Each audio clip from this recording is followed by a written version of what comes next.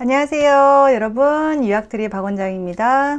보통은 그냥 어학연수 간다고 하면 그냥 뭐 3개월, 6개월, 1년 그냥 계획 없이 그냥 가는 경우가 많아요. 그냥 어학연수 하다가 오자, 가서 어학연수 해보고 마음에 들면 그때 가서 그 다음을 생각하자, 이렇게 좀 무계획으로 가는 경우가 많아요. 저는 준석사 과정으로 갈 것 같아요. 캐나다 공립컬리지에서 하는 준석사 과정을 갈 것 같습니다. 준석사 과정이나 아니면 8개월짜리 전문 기술 과정. 내가 배워온 학부에서 배운 과정이라던가 학부에서 배운 기술이라던가 또는 내가 현지에서 배우고 싶은 기술을 배울 것 같아요. 그런데 이렇게 어학연수를 그렇게 막연하게 가는 게 아니라 내가 영어를 여기서 어느 정도 하고 그 다음에 준석사 과정으로 8개월에서 1년짜리를 가잖아요. 그러면 캐나다 공립컬리지, 예를 들어서 뭐 세네카 컬리지라던가 조지 브라운 컬리지, 뭐 나이아가라 컬리지, 온타리오주에 굉장히 많은 그 공립 컬리지들이 있어요. 그 컬리지에 8개월에서 1년짜리 준석사를 가시면 졸업을 하시고 내가 거기서 일을 할 수가 있어요. 정규직을 어플라이 볼 수 있거든요. 준석사는 학교를 다니면서 일할 수 있어요. 파트타임으로. 일반 어학연수는 일 못하잖아요. 일반 어학연수는 일을 못하니까 학생들이 그냥 또 일하기 위해서 월비자를 그냥 써버려요. 그냥 써버려. 너무 아까워. 월비자 평생 그거 한 번 나오는 건데 그걸 그냥 아무 생각 없이 어학연수 하면서 그냥 써버리는 거예요. 너무 아깝지. 그러면 저라면은 어학연수를 하면서 일을 못하니까 일을 하고 이렇게 1년 동안 3천만 원 쓰지 말고 한국에서 영어를 어느 정도 하고 가고, 그 방법은 제가 알려줄 거예요. 영어를 하고 바로 준석사를 가게 되면 학교 다니는 동안 일을 할 수가 있고요. 그리고 이 1년 동안 들어가야 되는 돈을 나중에 졸업하고 벌 수 있는 가능성이 있는 거예요. 그냥 소비성이 아니라. 학비 생활비에서 3천만 원 드는 거는 연수랑 거의 비슷하지만 졸업을 하고 나서 내가 5, 6만 불의 연봉을 기대할 수 있고, 많은 학생들이 취업이 됩니다. 굉장히 취업이 잘 되고, 취업이 된 다음에, 왜냐면 준석사는 입학 자체가 IELTS 6.5예요. 높단 말이에요, 생각보다. 이 6.5를 준비하고 가기 때문에 현지에서 공부하면서 일도 할 수 있고, 졸업하면서 굉장히 좋은 직업을 기대할 수 있고, 그렇게 졸업하고 나서 나오는 1년짜리 PGWP를 가지고 연결해서 그때 뒤에 월비자를 연결하면 우리가 8개월에서 1년을 캐나다 컬리지에서 준석사를 하지만 뒤에 5년을 일할 수 있어요. 그럼 우리가 인생에서 1년 공부하고 5년을 일하다가 한국에 오게 되면 그게 본인의 커리어가 되지 않겠어요? 제가 어제 상담한 학생 중에 한국에서 의료행정학과래요. 그래서 원래 지인을 따라서 캐나다 지역으로, 에드먼튼 지역으로 그냥 랭귀지 갈까 생각했었다는 거예요. 그럼 저는 이제 이게 사실 이게 뻔히 보이는 거죠. 그냥 랭귀지 가면 우리가 1년에 이미 3천만 원 썼기 때문에 그 다음에 돈을 더 써서 체류하는 게 사실 엄두가 안 나거든요. 그냥 와요. 그런데 제가 말씀드린 것은 이 학생한테 의료행정에 관련된 헬스 인포메틱이라고 해서 캐나다 컬리지 준석사 과정이 있다고 했거든요. 이거를 8개월에서 1년 과정을 하게 되면 1,800만 원 투자를 하지만 학교 다니는 동안 일을 할 수가 있고 그 뒤에 정규직을 얻을 수가 있어요. 영어를 잘하기 때문에 이 준석사가 취업에 포커스를 맞춰놓은 캐나다 정통 학위란 말이에요. 우리나라는 디그리와 마스터가 있지만 캐나다는 디그리와 마스터 사이에 포스트그레이지트 서티피케이트라고 준석사가 있어요. 그래서 20, 30대 학생들, 싱글 학생들이 이 준석사 과정을 잘 활용을 하면, 심지어 이 준석사를 제 유튜브를 보시면 이민이 잘 되는 특화 지역에 가잖아요. RCIP 지역이나 특화 지역에 가면 요거 졸업하고 취업해서 영주권도 굉장히 잘 될 수 있어요. 그리고 공립 컬리지들은 대부분 다 기숙사가 많아요. 기숙사가 많아서 굉장히 잘 돼 있고, 그냥 캐주얼하게 그냥 어학연수 간다고 날씨 따뜻하다고 밴쿠버 가서 랭귀지 다니고 뭐 일반 랭귀지 그냥 사설 어학원 다니거나 코업 해봤자 제대로 된 직장 구할 수 없단 말이죠. 진짜 없어. 좋은 직장 구할 수 없기 때문에 자기가 좀 더 생각을 달리 해야 돼요. 그래서 제가 생각을 해봤어요. 제가 이 일을 오래 해오면서 저를 통해서 가는 많은 학생들이 랭귀지를 하지 않고 캐나다 컬리지를 바로 가는 학생들이 많죠. 저하고 인연이 되면 쓸데없는 돈 쓰지 않습니다. 랭귀지 돈 쓰지 않아요. 랭귀지를 어떻게 내가 준비를 하고 가는지를 알려주기 때문에 한국에서 랭귀지를 영어를 하고, 그리고 그 영어를 바탕으로 바로 본과를 입학합니다. 성공률은 100%예요. 진짜 본인이 포기하지 않으면, 간혹가다 본인이 힘들다고 포기하는 학생이 있어요. 내가 이렇게 공부하라, 이렇게 스케줄 짜주거든요. 영어 이렇게 공부하고 이렇게 하라고 하는데, 한 20명 중에 1명, 2명은 본인이 힘들다고 이렇게 정말 나가 떨어지는 포기하는 학생이 있지만, 대부분의 학생들은 본인이 끈기 있게 합니다. 그러면 이 영어를 한국에서 한 달에 한 4, 50만 원 비용으로 끝낼 수가 있거든요. 그러면 이 영어를 꾸준히 본인 영어 실력에 따라서 5개월, 6개월 하다 보면 이 영어를 가지고 캐나다 컬리지 준석사 과정이라던가 1년짜리 과정을 바로 가고, 본인이 아까 말씀드렸지만 의료행정학과를 전공한 학생이 캐나다에서 헬스 인포메틱을 하게 되면 캐나다 병원이라든가 의료계통 산업에 취업을 하게 되는 거죠. 그래서 본인이 그 취업이 마음에 들면 한국에 굳이 뭐 부랴부랴 올 이유가 없잖아요. 이미 졸업하고 가는데 거기서 5년을 일을 할 수 있으면 그 기간 영주권 받으면 너무 좋고, 요즘 영주권이 하도 어렵다고 걱정들을 하시니까 영주권이 잘 되겠지만 만약에 안 되더라도 우리가 이렇게 공부를 하고 5년 동안 직장의 경력이 있으면 영어도 굉장히 잘할 거기 때문에 한국에 왔을 때 정말 좋은 병원들, 우리나라에 있는 종합병원에 유명한 병원들에 아무래도 그 원무과라던가 아니면 외국인을 진료하는 그런 행정 쪽에 취업을 할 가능성이 매우 높아지겠죠. 우리도 요즘 평생 직장의 개념이 없잖아요. 그런데 해외에서 이렇게 1,800만 원의 학비를 투자로, 교육비용을 투자를 하고 내가 거기서 5년을 일할 수 있는 학생비자, 그 이후에 워킹비자도 보장이 된다면 나는 요즘에 20, 30대 학생들 많이 나갔으면 좋겠어요. 한국에서 정말 학력에 대한 어떤 편차라던가 지역에 대한 편차 아무 상관없고요. 진짜 저하고 연결되시면은 본인이 원하는 정말 수많은 다양한 직업들이 있습니다. 여러분이 상상할 수 없는 한 100여 개, 100에서 150개의 직업이 있고요. 우리나라에서는 없는 직업들을 많이 할 수 있어요. 요즘 많이 인기 있는 그 준석사로는 뭐 AI라던가 빅데이터라던가 데이터 분석 쪽도 많이 가고, UX, UI 디자인 쪽도 많이 가고요.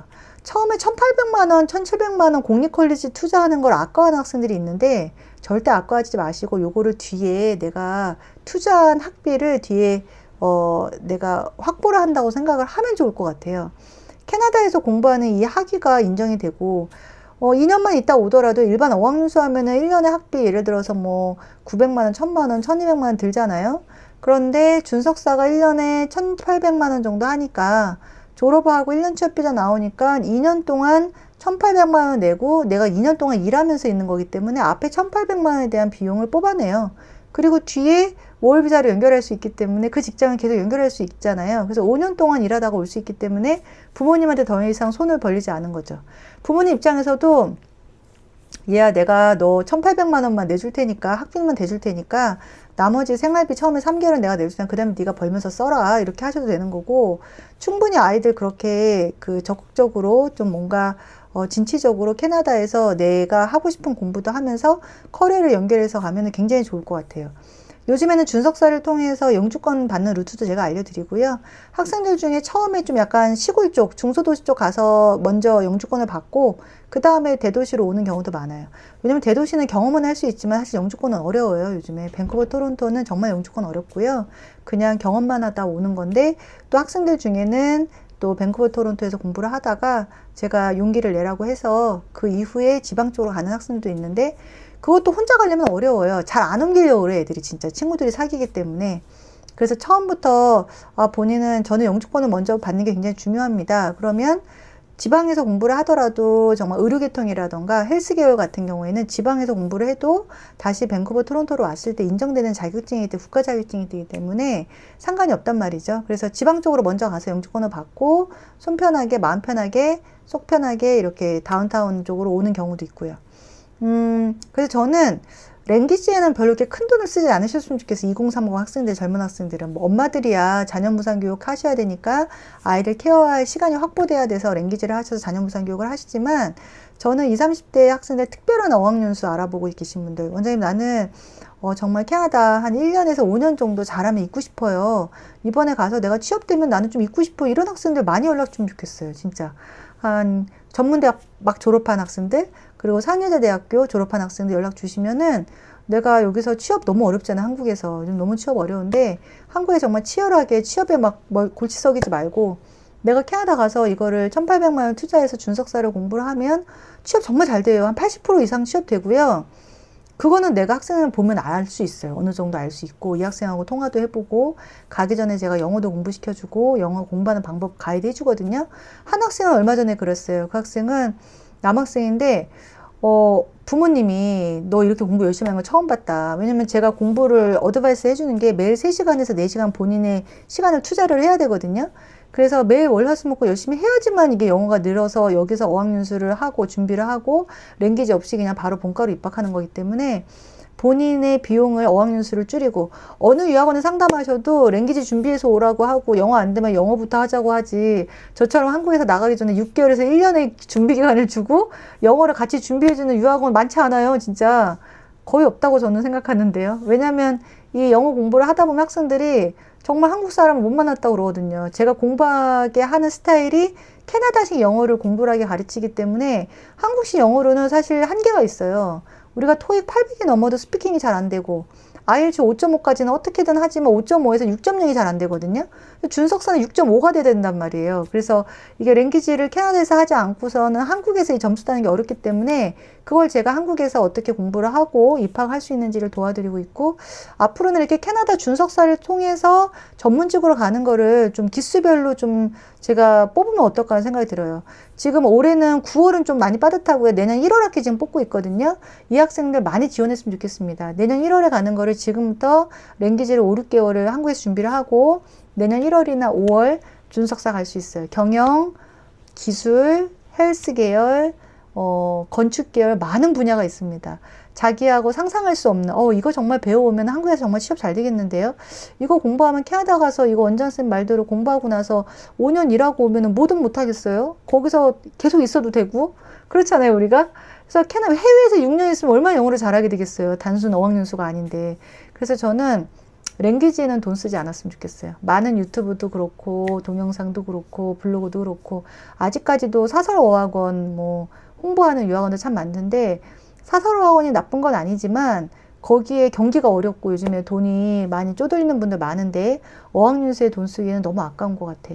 여기서 공부를 최대한 하고 바로 본과를 가는 걸 제가 상담을 해드리고요. 현지에서 경험해 본다 그러면 뭐 한두 달 정도만 경험해 보라고 하는데, 결국은 나랑 같이 이렇게 온라인으로 영어 공부를 하다 보면, 줌으로 캐나다 영어를 하다 보면 학생들이 그냥 쭉 이거 그냥 하더라고요. 잘해요, 성실하게. 왜냐면 제 유튜브를 보는 학생들의 대부분이 굉장히 열심히 정보를 찾다가 저를 만나기 때문에 열심히 합니다. 매우 열심히 해요. 제가 보내는 지역은 캐나다 전역이거든요. 뭐 마니토바, 주로 이제 온타리오주로 많이 갑니다. 왜냐면 온타리오주가 캐나다 전체의 상업지구라고 보시면 돼요. 그래서 온타리오주에 가장 양질의 공립컬리지가 많고 학과가 매우 많습니다. 공립컬리지 토론토나 온타리오 주변에서 나와서 밴쿠버나 캘거리 가서 일하는데 아무 지장 없고요. 정말 취업 잘 됩니다.